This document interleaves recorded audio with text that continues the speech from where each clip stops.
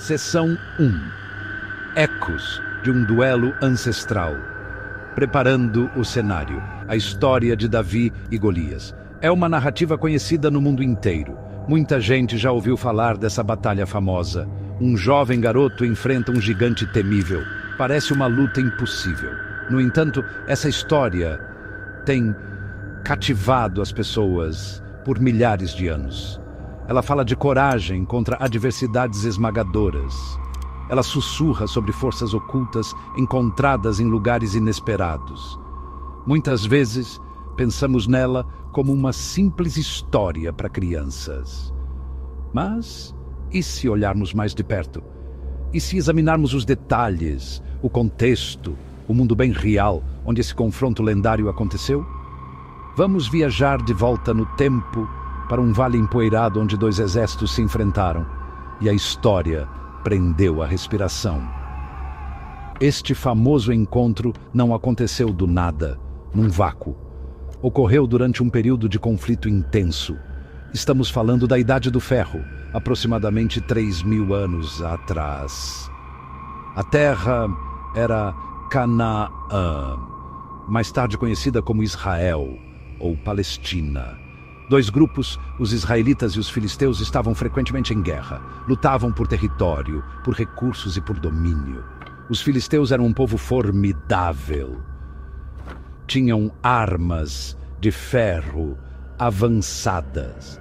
Controlavam várias cidades importantes ao longo da costa. Os israelitas eram, em sua maioria, agricultores e pastores das colinas. Seus exércitos eram frequentemente milícias. Não soldados profissionais, como alguns guerreiros filisteus. Esse desequilíbrio de poder preparou o terreno para muitos confrontos dramáticos. Naqueles tempos antigos, a guerra tinha costumes diferentes dos de hoje. Às vezes, em vez de uma batalha em grande escala, os exércitos escolhiam campeões. Cada lado escolhia seu melhor guerreiro. Esses dois campeões lutariam em combate individual.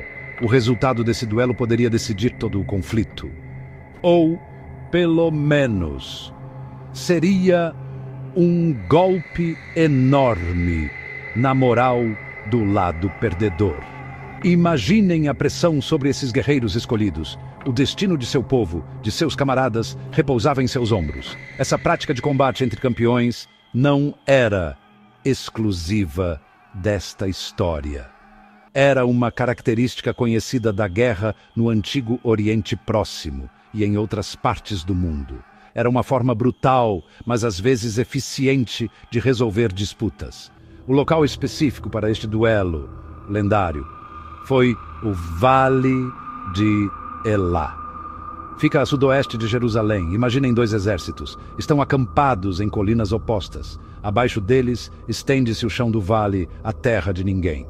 Por dias, talvez semanas, eles podem ter ficado ali, gritando insultos, testando defesas, esperando por um momento decisivo. Então, das fileiras filisteias surge um desafiante. Ele não é um guerreiro qualquer, ele é um gigante. Seu nome é Golias. Ele avança pelo vale, com sua voz retumbante, desafiando qualquer israelita a lutar com ele. A tensão devia ser imensa.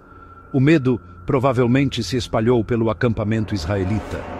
Quem ousaria enfrentar tal inimigo? Mas havia um jovem pastor, Davi, que tinha uma fé inabalável em Deus. Ele acreditava que Deus o protegeria e lhe daria a força para vencer. Com sua fé como escudo, Davi se preparou para enfrentar o gigante.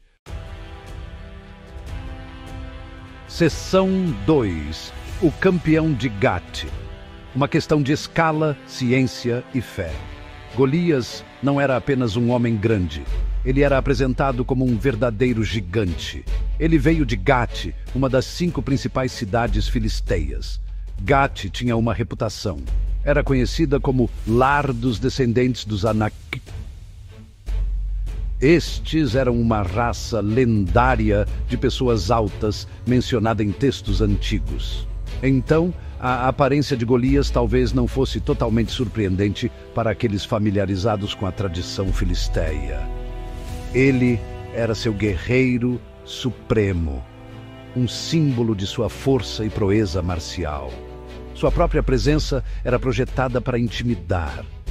Ele era uma arma ambulante, uma figura de terror destinada a esmagar o espírito do inimigo antes mesmo que o primeiro golpe fosse desferido. Os textos antigos descrevem a altura de Golias em termos específicos.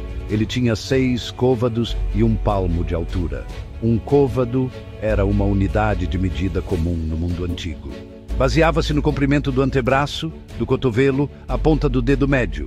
1 palmo era a largura de uma mão estendida. Se convertermos essas medidas, um côvado tem aproximadamente 18 polegadas ou 45 centímetros. 1 palmo tem cerca de 9 polegadas ou 23 centímetros. Então 6 côvados seriam 108 polegadas e 1 palmo adiciona mais 9 polegadas. Isso totaliza 117 polegadas. São 9 pés e 9 polegadas de altura. Mais de 2,90 m. Gap 2 is. Esta é uma altura extraordinária para um ser humano. Será que uma pessoa poderia realmente crescer tanto? De uma perspectiva científica, tal altura extrema é possível, embora muito rara. Geralmente é causada por uma condição chamada gigantismo. Isso resulta de uma superprodução do hormônio do crescimento, frequentemente devido a um tumor benigno na glândula pituitária. Essa glândula é como o centro de controle de crescimento do corpo. Se ela apresentar mau funcionamento durante a infância, antes que as placas de crescimento nos ossos se fundam, o indivíduo pode atingir alturas incríveis. Embora a altura relatada de Golias esteja no extremo limite da altura humana documentada, não está totalmente fora do reino da possibilidade biológica. No entanto, esses indivíduos frequentemente enfrentam sérios problemas de saúde. Golias não era apenas alto. Ele também estava fortemente armado e com armadura. As descrições pintam um quadro de imenso poder físico. Ele usava um capacete de bronze. Seu corpo era protegido por uma cota de malha, que, segundo relatos, pesava 5.000 ciclos de bronze. Isso é cerca de 125 libras ou 57 quilos. Imagine carregar esse peso antes mesmo de começar a lutar. Ele tinha grevas de bronze nas pernas e um dardo de bronze pendurado entre os ombros. Sua arma principal era uma lança enorme.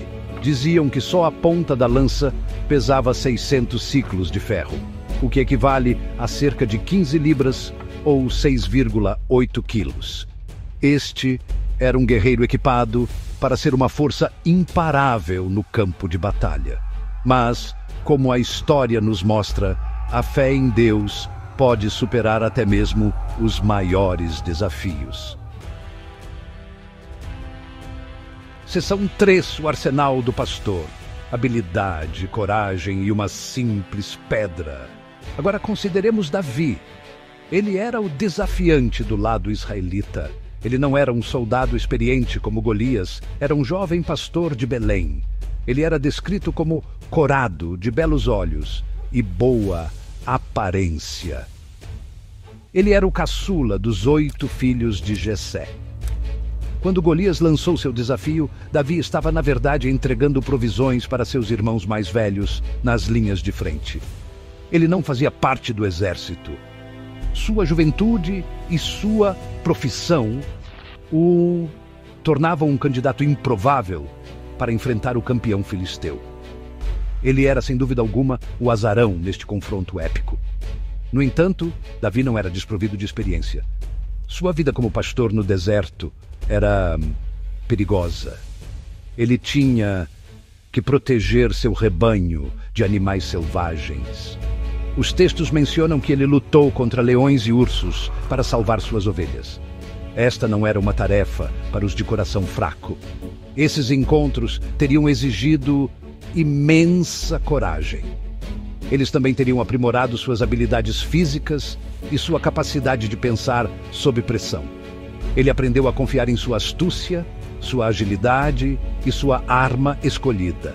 Essa vivência, longe dos campos de batalha dos homens, o preparou de maneiras únicas para o desafio que estava por vir. Sua bravura não nasceu do treinamento militar, mas de um profundo senso de responsabilidade e fé em Deus.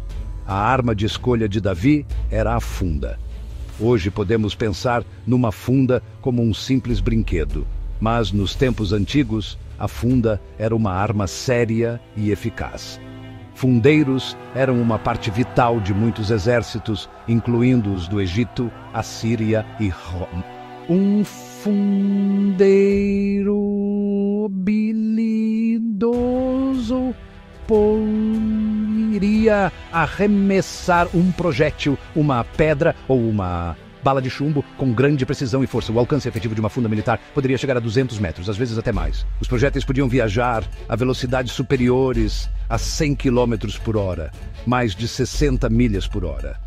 Esta era uma arma capaz de infligir ferimentos graves, até mesmo a morte. Não era de forma alguma uma escolha primitiva ou desesperada. Davi não estava apenas carregando uma funda. Ele era um perito com ela. Ele escolheu 5 pedras lisas de um riacho. Este detalhe é importante. Pedras lisas e arredondadas são mais aerodinâmicas. Voam com mais precisão e rapidez do que as ásperas e irregulares. A confiança de Davi não vinha da arrogância. Vinha de sua habilidade comprovada, aperfeiçoada ao longo de anos de prática. Ele sabia o que podia fazer com sua funda. Ele entendia suas capacidades. Quando ele se ofereceu para lutar contra Golias, não foi uma decisão precipitada, tomada na ignorância juvenil. Foi um movimento calculado, baseado em suas habilidades e talvez em sua avaliação das potenciais fraquezas do gigante. Ele estava trazendo um tipo diferente de guerra para o campo de batalha, com fé inabalável em Deus. Seção 4. Uma vitória improvável. Precisão, fraqueza e lições duradouras. O momento do confronto chegou. Golias, ao ver Davi se aproximar, sentiu-se insultado. Ele viu um jovem armado apenas com um cajado e uma funda. "Sou algum cachorro", ele bradou, "para você vir a mim com pedaços de pau?" Ele amaldiçoou Davi por seus deuses. A resposta de Davi não foi de medo, mas de uma convicção inabalável em sua causa e em seu Deus.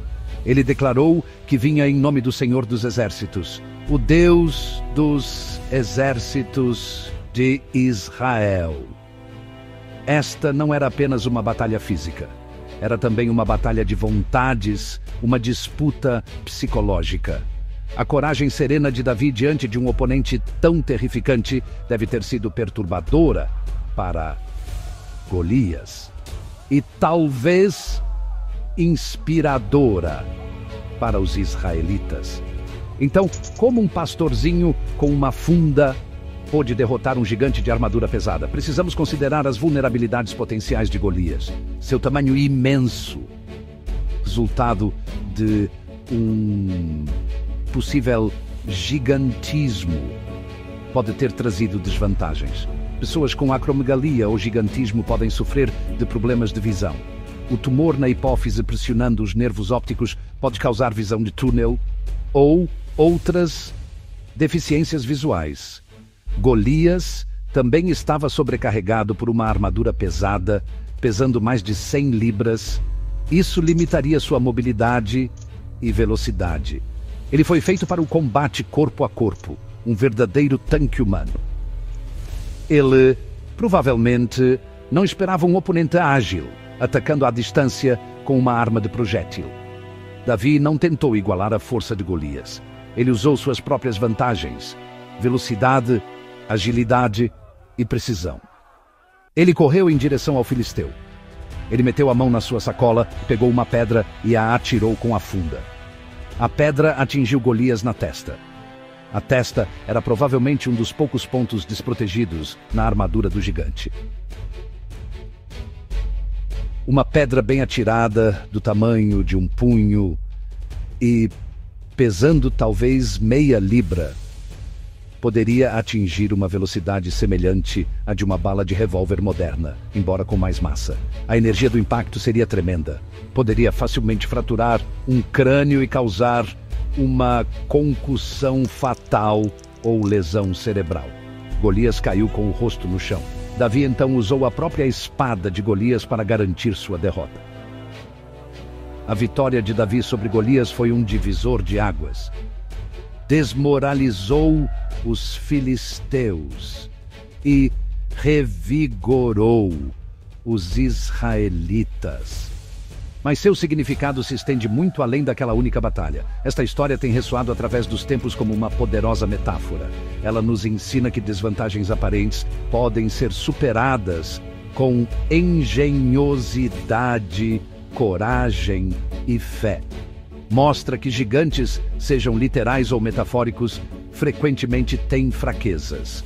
A verdadeira força nem sempre se resume a tamanho físico ou força bruta. Pode ser encontrada na habilidade, na estratégia, na fé e na coragem de enfrentar adversidades esmagadoras. O universo e a história da humanidade está cheio de surpresas, onde o azarão triunfa por meios inesperados. Essa é uma lição que vale a pena lembrar.